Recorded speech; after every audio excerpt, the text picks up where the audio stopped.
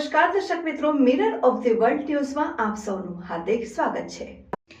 પર એકવાર આગામી 11મી ડિસેમ્બરના રોજ એકાદશી નિમિત્તે શહેરના એમજી રોડ સ્થિત શ્રી રણછોડરાયજીનો વરઘોડો અને ઐતિહાસિક તોપની સલામીનો કાર્યક્રમ પાછો ઠેલાઈ શકે છે। પોલીસ કમિશનર સાથે ડીસીપી ઝોન 3 અને ડીસીપી ઝોન 4 સહિતના ઉચ્ચ પોલીસ અધિકારીઓએ મંદિર અને ઐતિહાસિક તોપની સમીક્ષા કરી। ફરી એકવાર શહેરના શ્રદ્ધાળુઓને નિરાશ થવાનો વારો આવી શકે છે। શહેરના એમજી રોડ સ્થિત ભગવાન શ્રી રણછોડરાયજીની વિજય યાત્રા જે આગામી તારીખ 11 ડિસેમ્બરના રોજ એકાદશી નિમિત્તે યોજાનાર હતી તેને લઈને ફરી એકવાર ભક્તોમાં અનેરો ઉત્સાહ હતો। પરંતુ આજે શહેર પોલીસ કમિશનર તથા પોલીસના ઉચ્ચ અધિકારીઓ નિજ મંદિરે પહોંચ્યા અને મંદિરના પૂજારી સાથે બંધબારની ચર્ચા કરી હતી। સાથે જ મંદિરમાં દર્શન કરી તોપનું નિરીક્ષણ કર્યું। ત્યારબાદ શહેર પોલીસ કમિશનર નરસિંહ કોમરે મીડિયા સાથેની વાતચીતમાં જણાવ્યું કે ભગવાન શ્રી રણછોડરાયજીની વિજય યાત્રા તથા ઐતિહાસિક તોપની સલામી કાર્યક્રમ અંગે આગામી દિવસોમાં જરૂરી ચર્ચા વિચારણા કર્યા બાદ નિર્ણય લેવાશે। જ્યારે સ્પષ્ટ રીતે આ કાર્યક્રમ શાના કારણે મોકૂફ રાખવામાં આવે છે અને હવે પછી ક્યારે યોજાશે તે અંગેની સ્પષ્ટતા કરવાનું ટાળ્યું હતું। મંદિરના પૂજારી જનાર્દન મહારાજે જણાવ્યું હતું કે આજે શહેર પોલીસ કમિશનર નરસિંહ કોમરે જરૂરી ચર્ચા વિચારણા કરી અને માંડવી 4 દરવાજા નીચેથી બેન્ડ બાજા વિના વિજય યાત્રા યોજવાનું જણાવ્યું, જેની પાછળનું કારણ ઐતિહાસિક ઇમારતની નીચે ઘોંઘાટ ન થાય માટે બેન્ડ બાજા કે ડીજેના અવાજ વિના વિજય યાત્રા માટે પરવાનગી આપી છે। પરંતુ બીજી તરફ અહીંથી ડીજે નીકળે છે જ્યારે ક્રિકેટ મેચ દરમિયાન વિજેતા ટીમની ખુશીમાં ફટાકડા ડીજે ફોડવામાં આવે છે। કશું નડતું નથી તો પછી ભગવાન શ્રી રણછોડરાયજીની વિજય યાત્રા બેન્ડ બાજા વિના યોજવા જણાવવામાં આવ્યું છે તે હજુ કદું છે। ઐતિહાસિક તોપની સલામીનો કાર્યક્રમ તે બેઠક માટે યોજાશે અને ત્યારબાદ નક્કી કરવામાં આવશે। જ્યારે સનાતન ધર્મના શૈલેષ શુક્લે જણાવ્યું કે આગામી 6 ડિસેમ્બરે શૌર્ય દિવસની ઠેર ઠેર ઉજવણી હોય પોલીસ બંદોબસ્ત રહેશે, જેના કારણે આવનારા દિવસોમાં શહેર પોલીસ કમિશનર સાથે બેઠક યોજી નવી તારીખ અંદાજે 15 ડિસેમ્બર સુધી પરવાનગી મળવાની શક્યતા છે, કારણ કે બેઠક બાદ જરૂરી પ્રક્રિયા બાદ પરવાનગી મળતા ઉદયપુરથી ગનપાવડર લાવવાનો રહેશે। ત્યારબાદ જરૂરી પરવાનગી સુરક્ષા વ્યવસ્થા પછી આજે કાર્યક્રમ શક્ય બનશે તેમ જણાવ્યું હતું।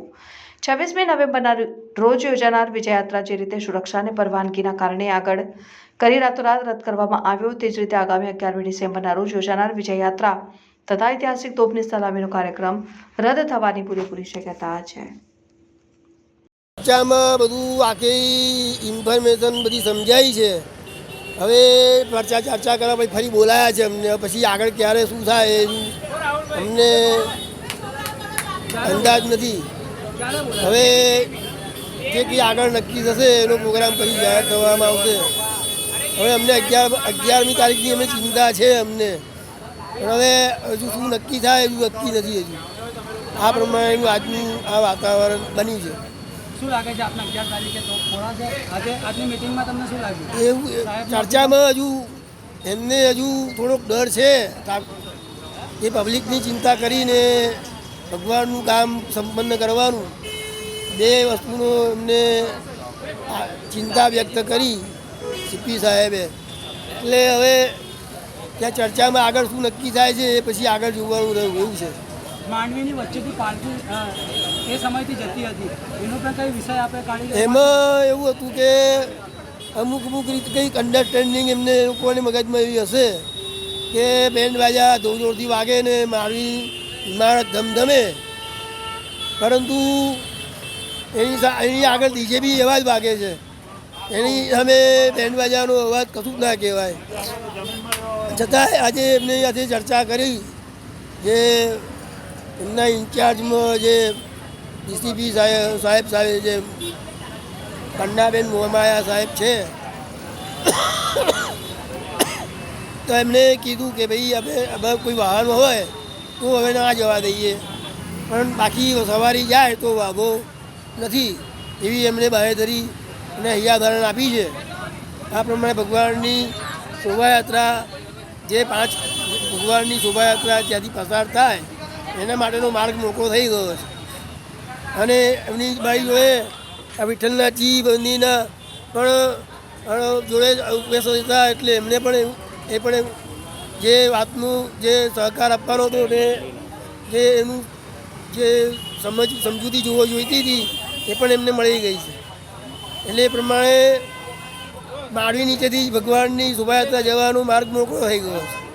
પણ હવે આ તોપની સલામી ને વિજય યાત્રા ક્યારે નીકળશે એ હવે ચર્ચા થયા પછી નક્કી થશે। ચલો જય રાજા રણછોડ. જનાર્દન દવે, રણછોડરાયજીની હવેલી, એમજી રોડ, વડોદરા. માનનીય શહેરના પોલીસ કમિશનર શ્રી નરસિંહા કોમરજી આજે રણછોડરાયજી મંદિર ખાતે નિરીક્ષણ માટે અને દર્શન માટે પધારેલા અને ત્યારે એમણે તોપનું નિરીક્ષણ કર્યું, ઔપચારિક પૂછપરછ કરી, જરૂરી દસ્તાવેજો ચકાસ્યા અને આવનારા દિવસોમાં ફરી એક બેઠક કરી અને પછી જે તે નિર્ણય લેશે એવી હૈયાધારણા આપી છે. અને હું ધર્મયાત્રા મહાસંઘ વતી અને રણછોડરાયજી મંદિર વતી એમને આપણે રિક્વેસ્ટ કરેલી છે કે લોકોનો જે સનાતની ધર્મના જેટલા પણ ભક્તો છે એમની આસ્થા આ તોપ સાથે જોડાયેલી છે. વડોદરા શહેરની જૂની પરંપરા છે. એ પરંપરાને ફરી એમના હસ્તગત જો ચાલુ કરવામાં આવે તો ભગવાન નરસિંહજીના આશીર્વાદ પણ પ્રાપ્ત થશે અને શહેરમાં એક આનંદની લાગણી પ્રેરાશે. ધન્યવાદ. તારીખે શું લાગે છે આપણે 11 તારીખની શક્યતાઓ થોડીક ઓછી હોવાનું મને જણાય છે, કારણ કે 6 તારીખે શૌર્ય દિવસ છે, ઘણા બધા શહેરમાં કાર્યક્રમો છે, તેથી એમને બંદોબસ્ત પણ હશે. એટલે જ્યારે મુલાકાત અમારી થશે તો 6 તારીખ પછી થઈ શકશે અને 6 તારીખ પછી જ્યારે બેઠક થાય, બેઠક પછી જ્યારે પરમિશનનો દોર આવે, એના પછી ગન પાવડર ખરીદવાનું આવે તો ગન પાવડર છેક ઉદયપુરથી લાવવો પડે છે, તો એના માટેની પ્રોસિજર થાય. તો કદાચ 11 તારીખની જગ્યાએ 15 તારીખ સુધીમાં આ તોપનું સલામી આપવામાં આવે એવી હૈયાધારણા છે અને ભગવાન રણછોડરાયજીનો વિજય યાત્રા પણ આપણે કાઢી શકીશું એવી પણ હૈયાધારણા છે. આપ મીડિયાના માધ્યમથી શહેરના તમામ સનાતનીઓને પ્રાર્થના કરવા માટે હું વિનંતી કરું છું. ખૂબ ખૂબ ધન્યવાદ. જય રાજા રણછોડ. રણછોડજી મંદિરના મુલાકાત થઈ ગઈ અને ભગવાનની દર્શન કરી પ્રસાદ લીધી છે અને એક મુદ્દા બાબતે મહાનશ્રીનું અને એમના પરિવારનું અરજીના અનુસંધાને આપણે ઇન્સ્પેક્શન પણ કરી છે, નિરીક્ષણ પણ કરી છે. મહાનશ્રીને આપણે જણાવ્યું છે કે આ અંગે આપણે ચર્ચા કરીશું અને ન્યાયાલયના જે નિર્ણય અને તે પછી આપણે સુરક્ષાને ધ્યાને રાખીને જે કંઈ નિર્ણય લેવાનું છે આપણે ચર્ચાના અંતે આપણે લઈશું.